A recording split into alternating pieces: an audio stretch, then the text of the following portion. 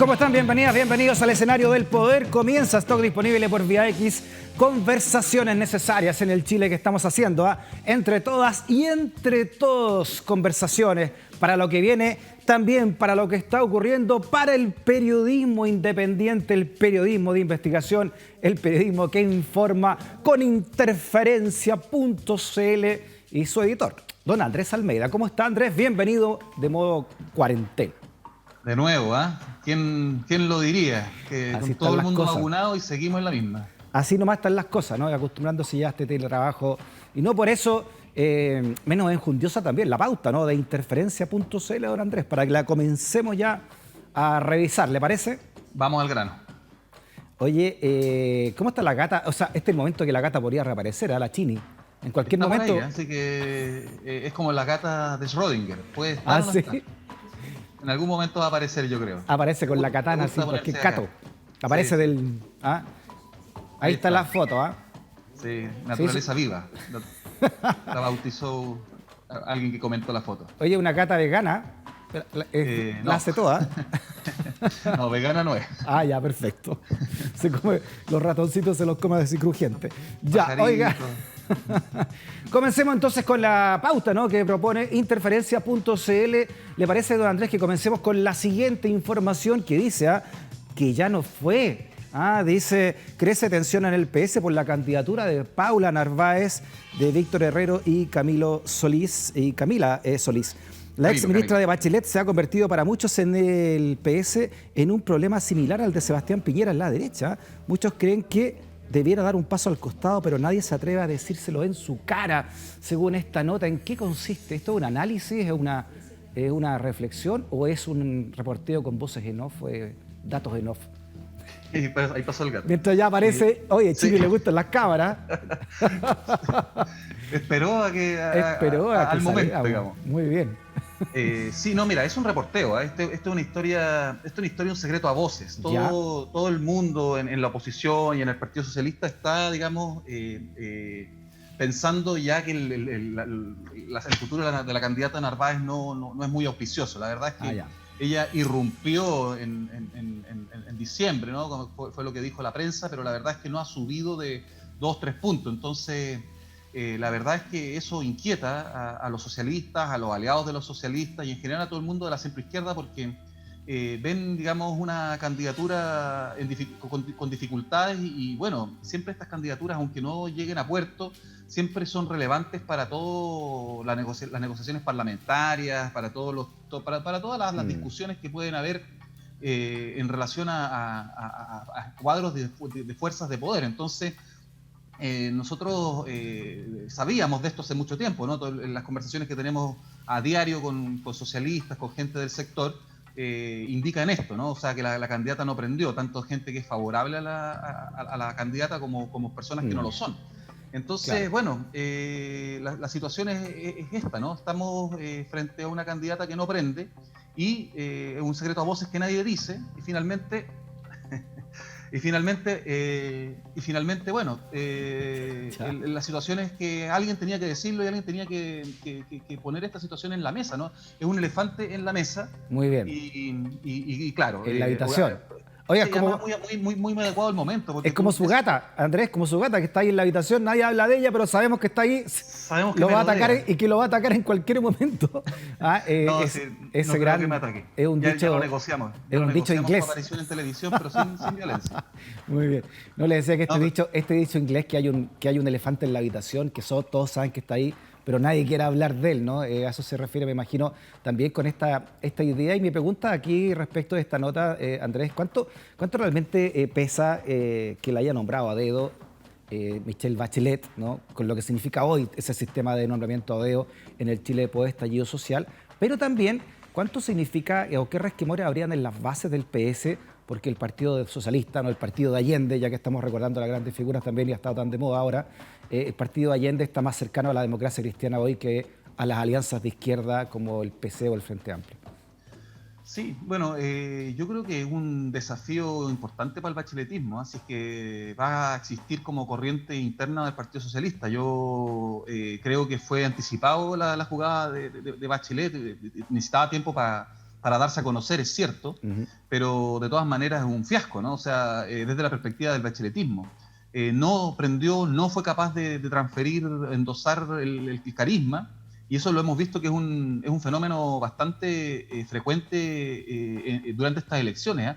Se ha cortado esa línea que muchas veces existió, de Frey a Frey, de Toá a Toá, o sea, existía esa línea, y hoy día ya nadie es dueño de la popularidad y de los votos. Entonces, yo creo que el factor Bachelet no pesó, eso es un hecho, no por lo menos a nivel de la popularidad de la candidata, probablemente sí dentro del PS, pero el hecho es que la candidatura está ahí.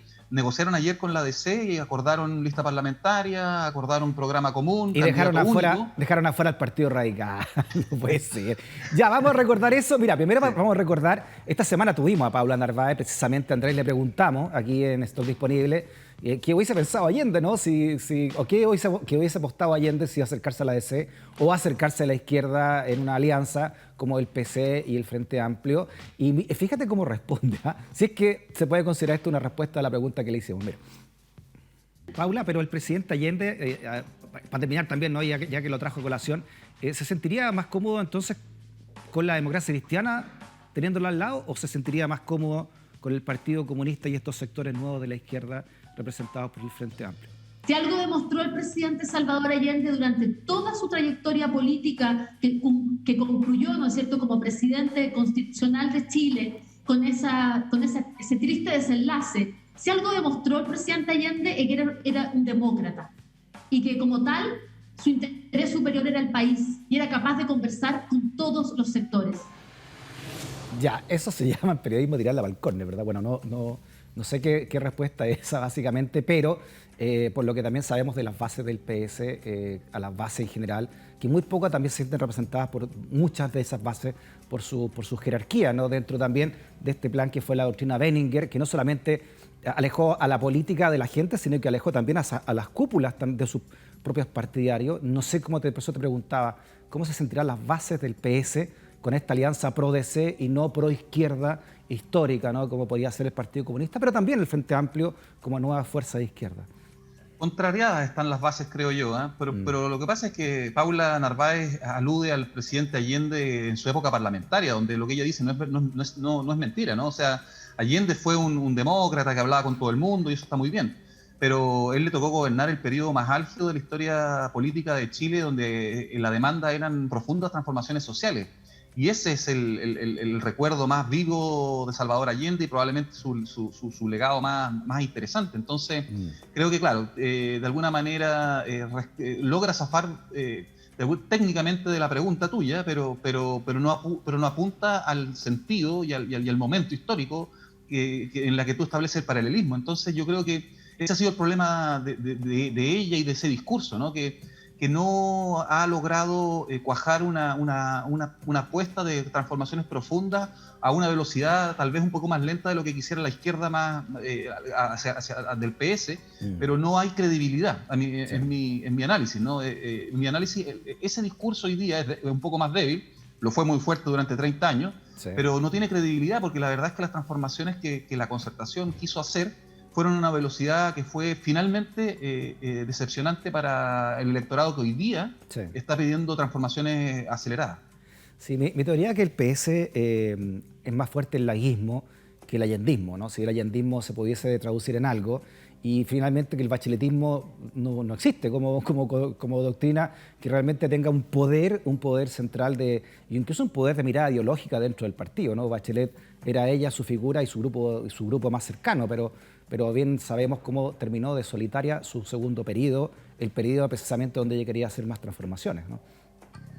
Sí, el PS es un partido complejo, es un partido territorial, es un partido grande, se mueve también, ¿no? Yo creo que hoy día el laguismo, claro, fue derrotado también en la última campaña presidencial, pero tiene cuadros fuertes, tiene digamos, apoyo de cierto sector económico también, o sea, eso es importante en un partido quien pone recursos, ¿no? Claro. Y bueno, el allendismo, no sé si bien si tiene una existencia concreta, más bien es una figura que convoca ciertos ideales Claro. y cierta identidad, pero así como cúpula corriente... no la tiene, digamos. En las cúpulas yo no la veo en las cúpulas del PS. Realmente un apego importante hacia el sentimiento de Allende, ¿no? O Sí, lo que representó el cambio de Allende, el cambio profundo. Sí, pero las bases sí. Yo creo que Claro. en algún momento va a haber un reencuentro de las bases con la dirigencia y el PS podría resurgir. Ahora, si no se produce eso, en ese divorcio que ha sido una constante en los 30 años, nunca los militantes socialistas han estado demasiado cómodos con el modelo, pero han aceptado y ahora es natural que cambien de postura, ¿no? Pero vamos a ver si tienen la fuerza con respecto de las dirigencias, ¿no? Claro. Que han capturado un poco al PS y veamos para dónde va. ¿Hacia dónde Ahora, va? yo creo que el principal problema que tiene el PS es de diagnóstico, ¿no? No han podido diagnosticar lo que les pasó ni lo que les está pasando. El hecho de persistir con Narváez tanto tiempo, de la manera en que lo están haciendo, demuestra que están equivocados en la manera de diagnosticar la situación actual. Y este estudio de criteria que ustedes también adjuntan a esta nota demuestra que no prende la candidatura de Paula Narváez.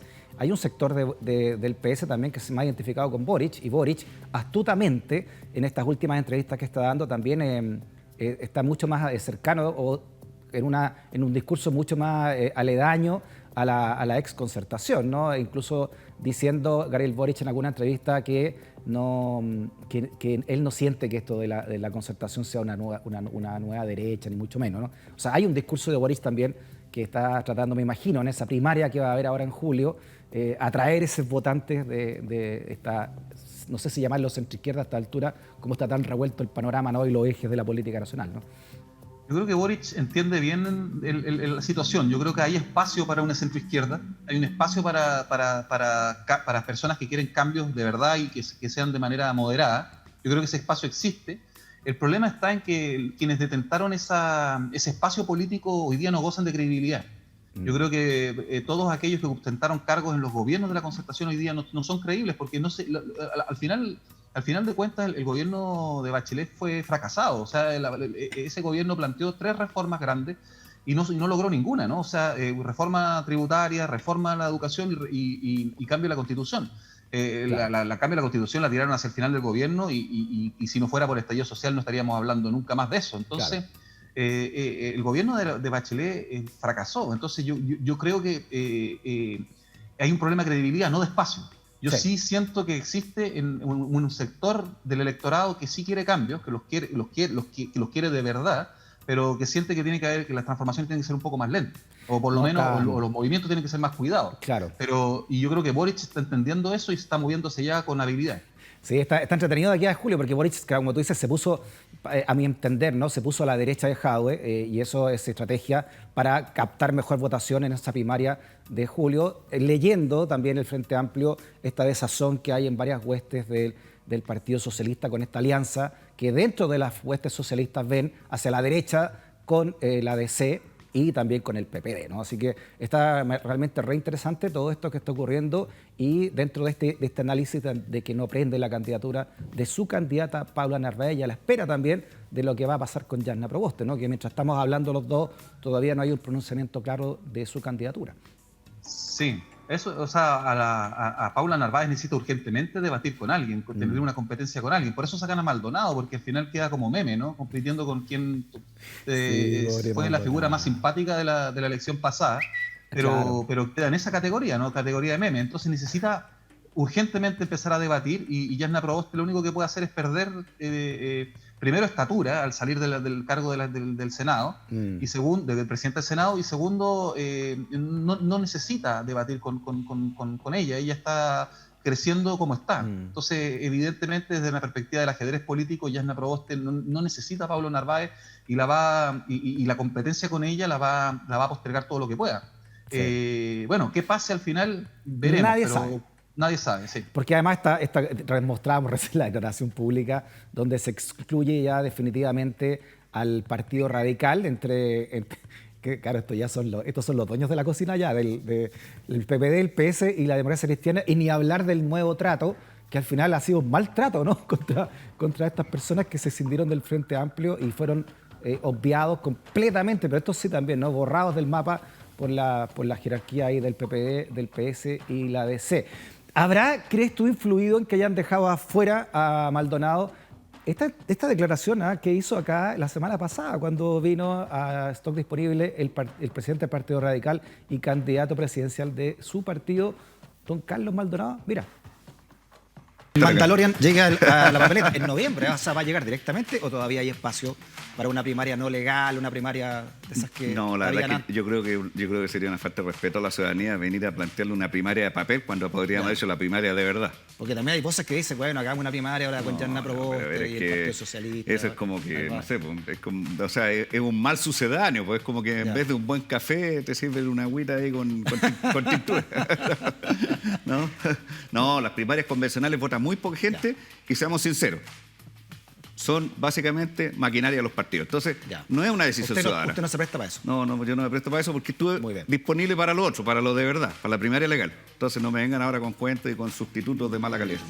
Una maquinaria de los partidos, no estoy dispuesto a eso, y mira cómo lo dejaron. ¿Te parece que hagamos una pausa? Seguimos hablando y analizando, ¿no?, la semana política de acuerdo a Interferencia.cl y su editor Andrés Almeida. A la vuelta, Andrés me explica, ¿no?, cómo lee esto que dijo el presidente del Partido Radical. ¿Te parece?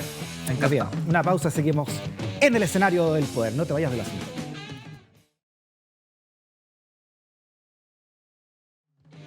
Muy bien, seguimos con Interferencia.cl y su editora Andrés Almeida analizando la semana del sitio de investigación Interferencia. Hablábamos recién mostrábamos esta imagen y estas declaraciones de Carlos Maldonado quedando afuera entonces de esta alianza que no solamente, según esta declaración pública, Andrés, es en vista a una potencial primaria convencional, sino que también listas parlamentarias, ¿eh?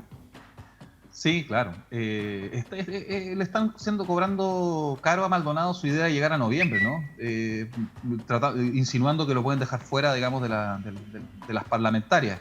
El Partido Radical es chico, pero yo creo que Maldonado ha mostrado cierto coraje, ¿eh? O sea, dentro de todo, echó por bastantes pullas a la primaria convencional y dice, bueno, lleguemos a noviembre, y él... Yo creo que intuye bien por el lado de que está tan revuelto esto que da bandazos, ¿no? Yo lo decía antes de la elección que vamos a hablar seguramente más tarde, ¿no? Pero esto da muchos bandazos. Un día ganó a la izquierda, el otro día pierde. Entonces figuras que de repente nadie consideraba, de repente pueden transformarse en factores interesantes. No creo que Maldonado llegue a ser presidente de la República, pero él puede capitalizar bien una elección presidencial. Claro que sí, por supuesto.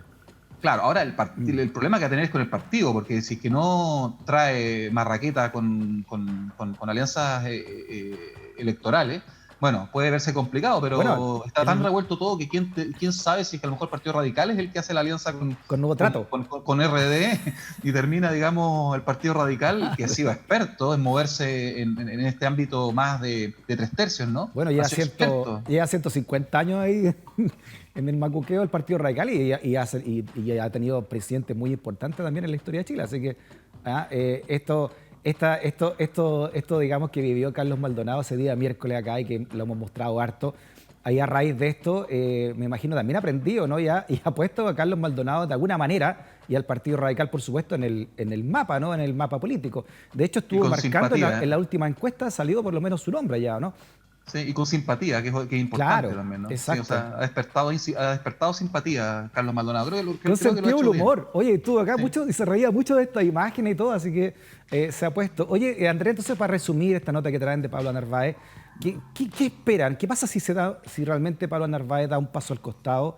¿Qué pasaría con el PS? ¿Eso sería para unirse a la candidatura de quién? ¿De Yarna Proboste de una? ¿O sacar a otro candidato? No tienen mucha alternativa al PS, ¿no? Yo creo que el PS ya después de la alianza fallida con el PC y el Frente Amplio, solo le queda la alianza con la DC. Están forzados en ese matrimonio porque el sistema electoral los obliga a ir juntos si es que quieren tener una representación parlamentaria buena.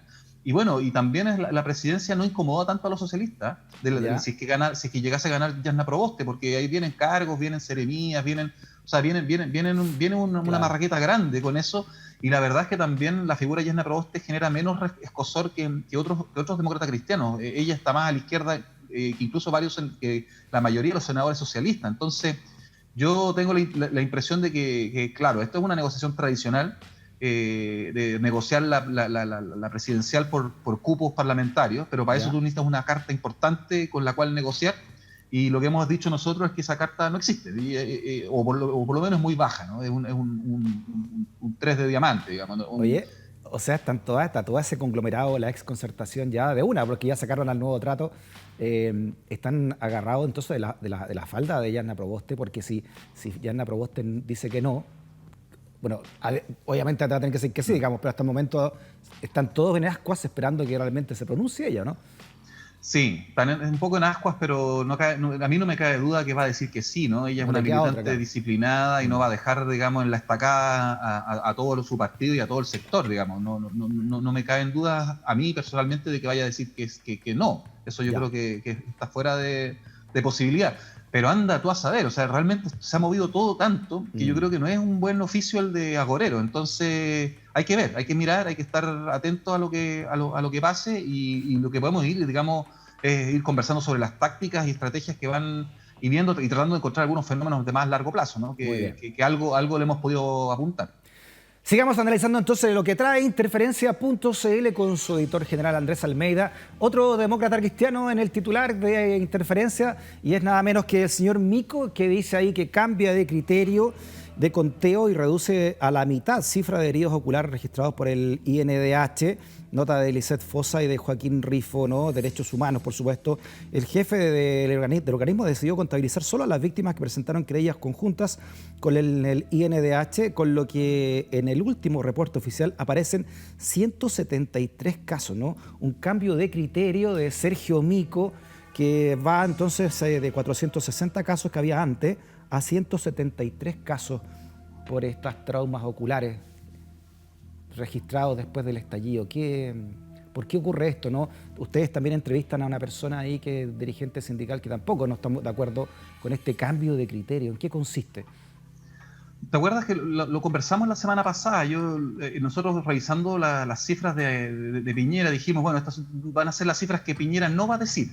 Y fuimos al INDH a buscar la última cifra y nos llamó la atención que habían 170 casos nomás de heridos oculares. Sí. Y fuimos a los informes anteriores y habían 400 y tantos. Y bueno, lo dijimos acá, ¿no? Nuestro compromiso es investigar. Y fuimos a investigar qué pasó.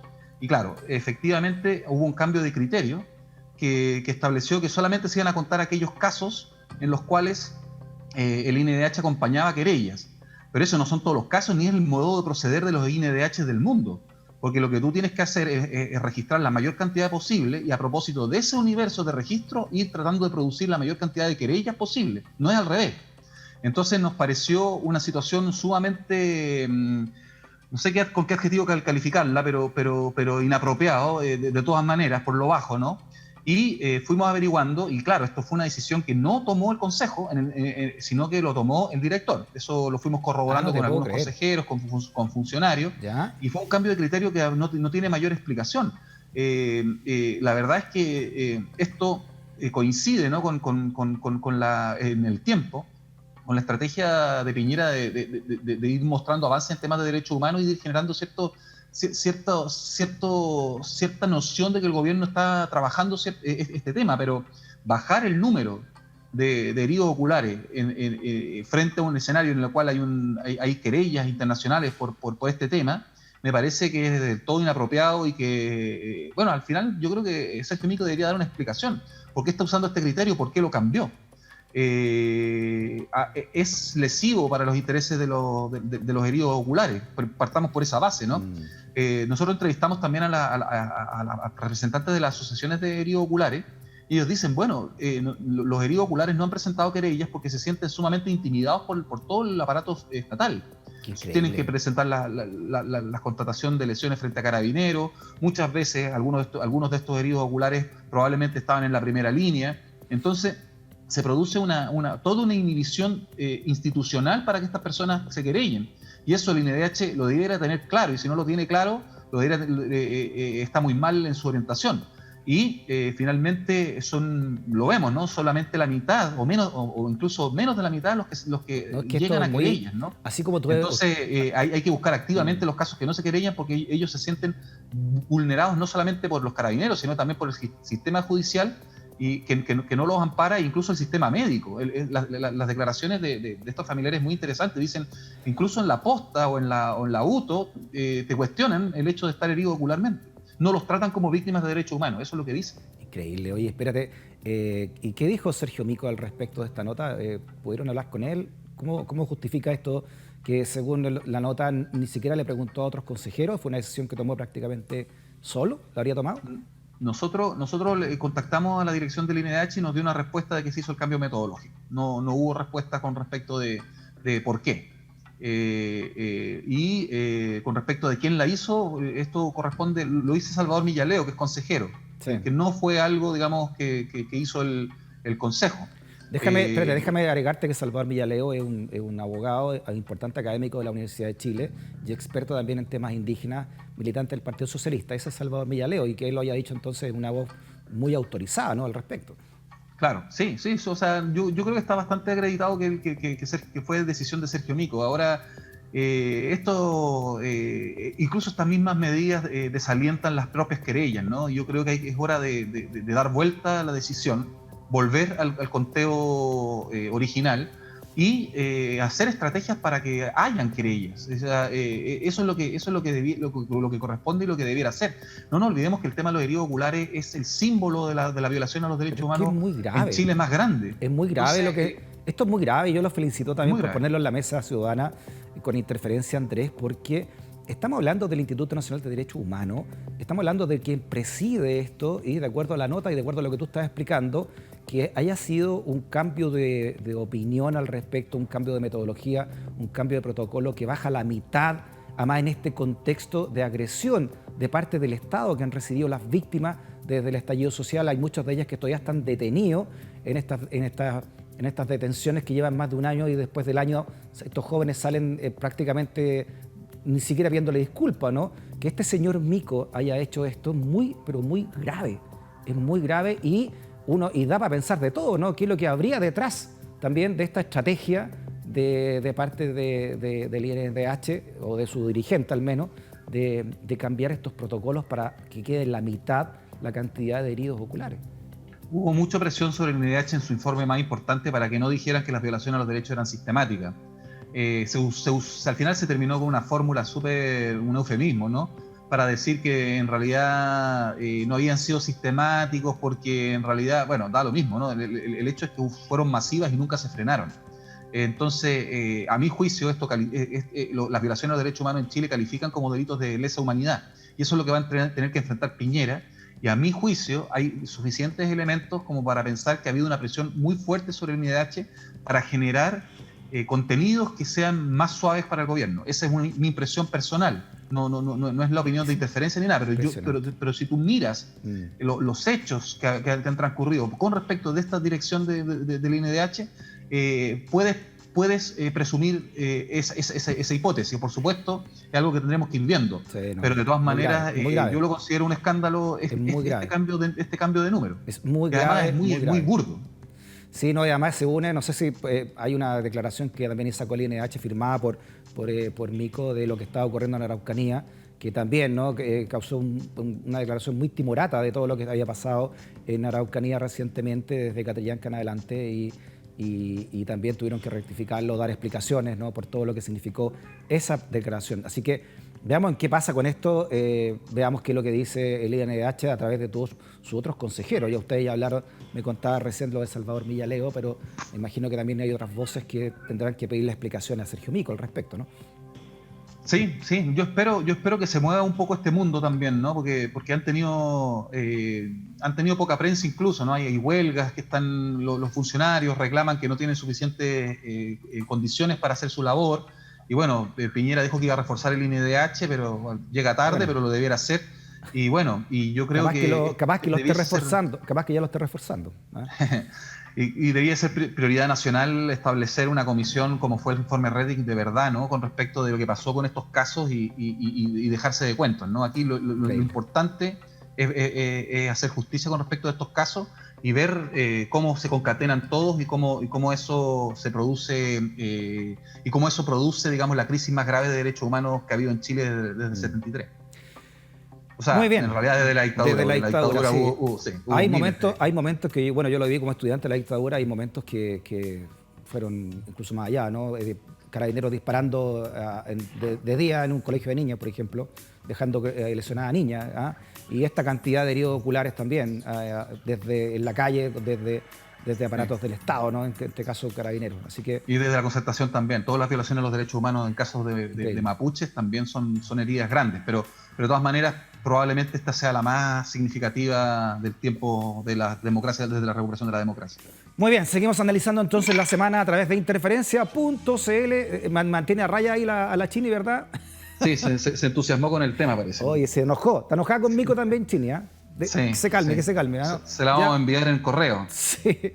Vámonos con este titular que se refiere al incómodo momento en que el presidente de la Comisión para el Mercado Financiero tuvo que reconocer que la presidenta de las AFP es su cuñada, ¿no? Esto es porque todo esto está en familia. Nota del gran Carlos Trombe, ¿no? Joaquín Cortés está casado con Cristina Cox and Banter, hermana de Alejandra Cox and Banter. Y esto además lo hace con cuñado entonces de Sebastián Edwards Figueroa, miembro director de Moneda Asset Management, una de las sociedades indagadas por la Cámara en el caso Triangulaciones y garante del fideicomiso ciego de Sebastián Piñera. Hay una película que se llama Negocios de Familia, ¿no? Todo entonces está en familia. La esposa de él es hermana de la presidenta de la AFP, que está casada con un director de Moneda Asset que le maneja en gran parte del fideicomiso ciego a Piñera. Así como se podría hacer una telaraña con todo esto, ¿no? Sí, y bueno, esto podría no ser tan escandaloso si es que no hubiesen decidido que las AFPs podían invertir en fondos generales, ¿no? Porque esto ya mete al regulador de fondos generales en el tema de las AFPs, y ese es todo el escándalo que hay en el tema de la triangulación. Claro. De cómo las platas de Hábitat terminaron en ILC a través de Moneda Asset Management, que es el fideicomiso de Piñera. O sea, no veo algo más endogámico que eso, ¿no? Y hoy día, bueno, por ese mismo caso, esta persona tuvo que ir a hablar, porque fue oficiado por la Cámara de Diputados, y bueno, tuvo que reconocer, porque se lo preguntó el diputado González, del PPD de Viña del Mar, y tuvo que reconocer, ¿no?, que él tenía una relación de parentesco con la presidenta de la AFP. Claro. Además, hablemos de triangulaciones, Sebastián Edwards es esposo de Alejandra Cox, y por lo tanto también es un regulado. Entonces es concuñado de un regulado. Claro. Carlos hace una disquisición bien interesante en el texto, donde dice, bueno, hablemos de autonomía del Banco Central, pero autonomía con respecto de qué. Y bueno, también debiéramos hacer algunos cortafuegos para que haya autonomía del Banco Central en relación a la captura por parte de una élite. Y ya no hablemos de una élite que comparte colegio, ¿no? Si estamos hablando ya de una élite que comparte nietos, sobrinos, asados, bueno, matrimonios, bautizos, se casan entre ellos, van a los mismos colegios, etcétera, prácticamente a las mismas universidades. Mira, nosotros todos los martes tenemos una conversación con dos periodistas que conocen muy bien el mundo de Sanhattan, que son Héctor Cárcamo, todos los conocen muy bien también, por supuesto, y Sergio Jara. Y estamos desnudando siempre, semana a semana, esta pequeña telaraña y poderosa telaraña del poder del mercado, de todo lo que se denomina como el mercado financiero, ¿no? Y te das cuenta que son puros vasos comunicantes. No solamente ya lo laboral, que unos pasaron acá, trabajaron acá, sino que también de amistad y de sangre, ¿no? De filiaciones, de parentescos directos. Entonces, una de las cosas que hay que cambiar, y esta nota, y Carlos Tromben también lo ha puesto mucho en la palestra ciudadana, es cómo se abre, ¿no?, este mercado financiero para hacerlo más transparente y realmente hacerlo competitivo. Porque ahora son todos amigos entre ellos, entonces se pegan tres chilitos si alguien pasa la raya, ¿no? Y en el caso, no sé, de Piñera es multado, bueno, es perseguido por la justicia del banco tal que termina siendo presidente de la República 2 veces. Porque no hay realmente una legislación al respecto que termine con esto, ¿no? Y los defensores del libre mercado deberían ser los primeros, se debería ser la primera línea de la defensa de un mercado realmente regulado, transparente y que no ocurran estos vasos comunicantes. Hay una captura del elite de este mercado financiero. Ahora hay cosas que están pasando, hay muchas fintechs que están irrumpiendo, hay varias que están, digamos, compitiendo de tú a tú con los antiguos bancos y con las antiguas grandes fondos, ¿no? Y es bien interesante lo que puede pasar en relación a la tecnología. Yo creo que por ahí puede romperse el dique de este monopolio o de captura, ¿no? de este mercado, pero va en contra de toda la ideología que promueve los estudios que tienen estas personas, pero, ¿no? Porque esto es la anticompetencia. Pero Andrés, o sea, tiene que ver con generar, digamos, parcelas de poder en las cuales candadito cerradito, nadie más entra. Pero ¿no? son los mismos, si los que tienen que fiscalizarse unos con otros son amigos, son parientes. Sí. Entonces no puede ser eso. O fueron compañeros en la empresa X, o le maneja el fideicomiso del compadre, o el cuñado está a cargo de la comisión que tiene que fiscalizar al otro. Entonces esta endogamia de país bananero tiene que terminar de una vez por todas. O sea, ya no puede ser en beneficio, repito, de los reales defensores del libre mercado. Sí, sí. Eso se puede hacer con regulación, ¿no? Hasta ciertos grados de parentesco, no podrían ocupar cargos similares. Y también evitar la famosa puerta giratoria, ¿no? Entre reguladores y regulados, ¿no? También eso yo creo que se puede avanzar muchísimo con respecto de eso. Esta élite dice que, bueno, ellos tienen los estudios más grandes, o sea, los estudios más poderosos, han estudiado en Harvard, han estudiado en Chicago, pero yo dudo que hoy día en Chile no haya una nueva élite capaz de tener, digamos, competencias similares que esta élite de sangre, ¿no? Yo creo que evidentemente existen ya jóvenes, especialmente, que se han ido a doctorar, a lo mejor no a Harvard, pero a muy buenas universidades. Y se van cooptando, no son solo de derecha, se van cooptando con la exconcertación, que también lograron puestos importantes, que pasan a ser directores de AFP, etcétera, ¿no? Esta concomitancia tiene que terminar de una vez por todas. Recuerda que el lema del primer gobierno de Piñera era el gobierno de los mejores, ¿no? Con esos pendrive y los estudios todos de la Católica y con estudios de posgrado en Estados Unidos. Impresionante. Bueno, lo que hay que dejar atrás. Te quiero solamente dar un titular de la siguiente nota para que la hablemos a la vuelta. Te puedes quedar unos 10 minutos más, ¿verdad, Andrés? Claro. Porque tiene que ver con este análisis que ustedes hacen de tuyo, precisamente, Andrés Almeida, sobre que Orrego gana en la región metropolitana y frena la marea electoral de la izquierda. El tsunami rojo, como diría Chaguana. Hacemos una pausa y nos cuenta en qué consiste entonces este análisis tuyo, Andrés Almeida, con Interferencia.cl. No te vayas de la sintonía.